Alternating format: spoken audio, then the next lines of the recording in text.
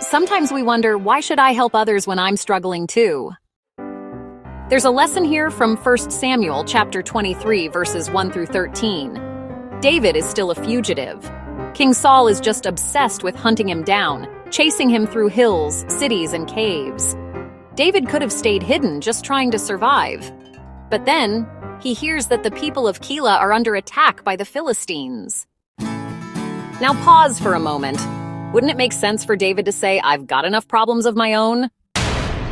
But instead, David inquires of the Lord, "Shall I go and attack these Philistines?" And God says, "Go." Even though David's own men are afraid, he listens again. God confirms, "I will give the Philistines into your hand." And David rescues Keilah. This moment reveals something powerful. David didn't let his fear, pain, or unresolved problems stop him from doing what was right. Today, many of us face similar tensions. Why should I help others when I'm already burned out? I don't want to get involved. It's not my problem. I might lose something if I step up. But God still calls us to act, not out of ease, but out of faith. What helped David make the right call? David didn't act on emotion. He inquired of the Lord using the ephod, which was worn by Abiathar the priest, and it held the Urim and Thummim, objects that were used in the Old Testament for discerning God's will, as we see in Exodus chapter 28, verse 30. This shows us that David sought divine direction, not human approval. What about us? We often let family, friends, or just plain fear shape our decisions. Sometimes we think, "I'll help only if others agree," or maybe I'm already going through too much. And honestly, there's that feeling of, I don't want to make enemies.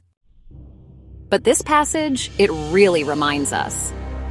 If you're gifted, led by God, and equipped to help, don't let fear silence you. Even when you feel overwhelmed, your obedience still matters. New Testament reflection. In 2 Corinthians chapter 1, verses 3 and 4, it says, "God comforts us in our trouble so we can comfort others."